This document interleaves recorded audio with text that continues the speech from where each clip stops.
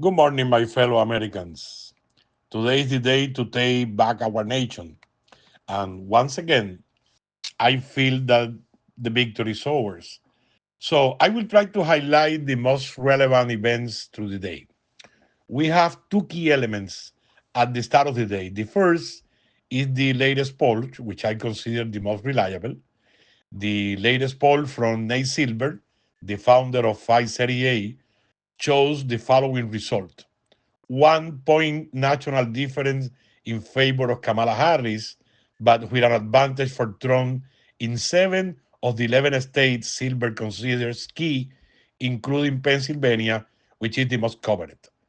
According to Silver, he ran the simulation model 80,000 times, and the results were 50.01% for Kamala and 49.98% for Trump, suggesting a tie in the Electoral College with 269 votes each. In that scenario, the responsibility will fall to the House of Representatives to choose the president, and given the Republican majority, the victory will go to Trump. It is an unlikely and unprecedented scenario, but not impossible. The other poll is the one from Atlas Intel, which, as of the end of the day, had thrown ahead with 49% and Kamala at 47.2%. Atlas Intel was the most accurate pollster in 2020 elections. There is another important aspect which, interestingly, is being published by a foreign outlet, the London-based The Telegraph. They highlight that Republicans are leading in early voting in most states, which marked a shift from 2020 and is the opposite trend as Republicans typically vote in person and on election day. So far, as of the close of the polls on Monday evening, 78,185,854 votes has been cast, representing 49.4% of the total votes in 2020. This should be extremely concerning for Democrats, as an overwhelming majority of Republicans voters are expected to vote in person today. So we will see how the day unfolds from here.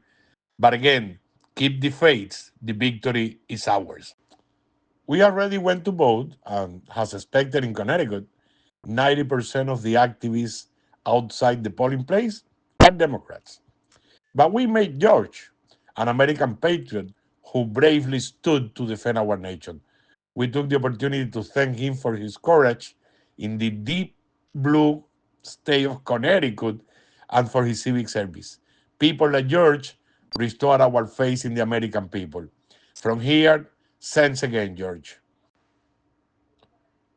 We have fulfilled our duty, and now all that's left is to wait for the result. Once again, keep your spirits high. Victory is ours. While we wait, here is the time the polling stations close. Keep the faith.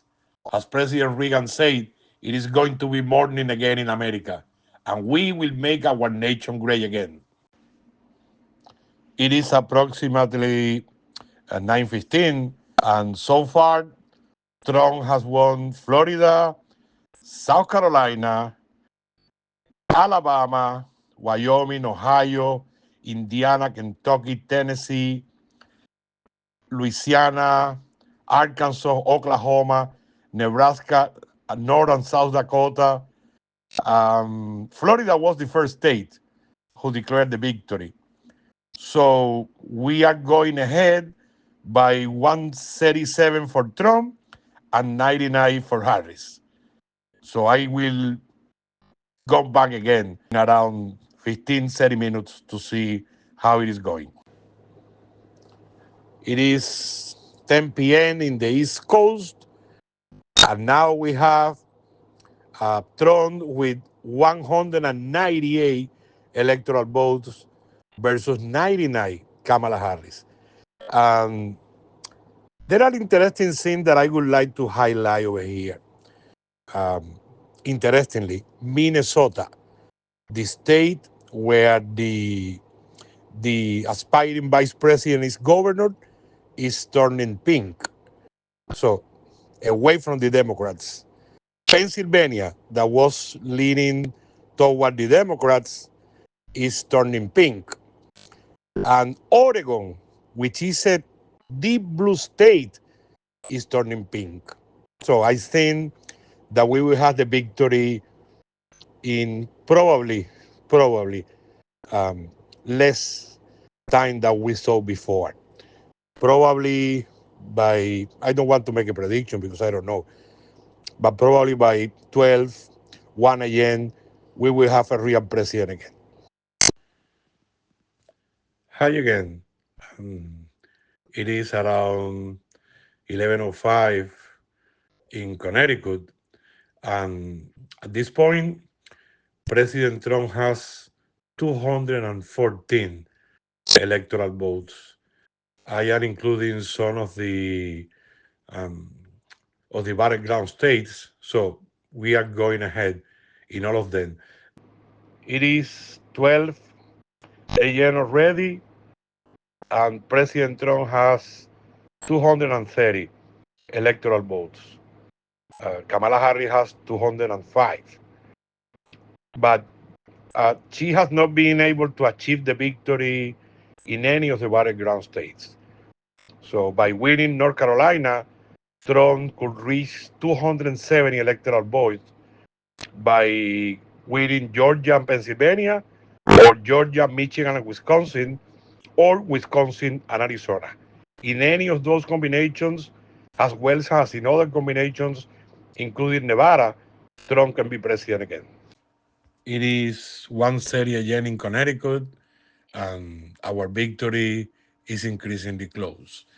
President Trump has 247 electoral votes compared to Kamala Harris 2014 after winning Georgia and North Carolina, and he's ahead in the popular vote with 66,633,000 votes against Harris 61,700,000. This popular vote ratio of 51% to 47% has remained steady throughout the night, and it is similar in Pennsylvania, 51-48, with 91% of votes count. In Wisconsin, 51.5 to 47.1, with 88% of votes counted. In Michigan, 52.2 to 46.1, with 66% count, and in Nevada with 51.1 to 47.3, with 77% of the votes counted. The exception is Arizona, which remain close at 50.1% to 49.1%, with 51% of the votes counted. Before the election concludes, Republicans already hold a majority in the Senate, 51 to 42 in the House, 187 to 163, and among governorships, 27 to 23. This course should not change, and our victory now seems imminent. It is 1:50 a.m. in Connecticut, and my daughter Viviana called me to tell me that Trump is the 47th president of the United States. Um, Fox is reporting the victory. It's the only outlet that is providing that information. Um, I would like to say something else, but I'm processing the victory. Finally, as I told you, we won. And I am thinking now in President Ronald Reagan when he say, "It is morning in America." So it is morning in America again, and God bless the United States of America.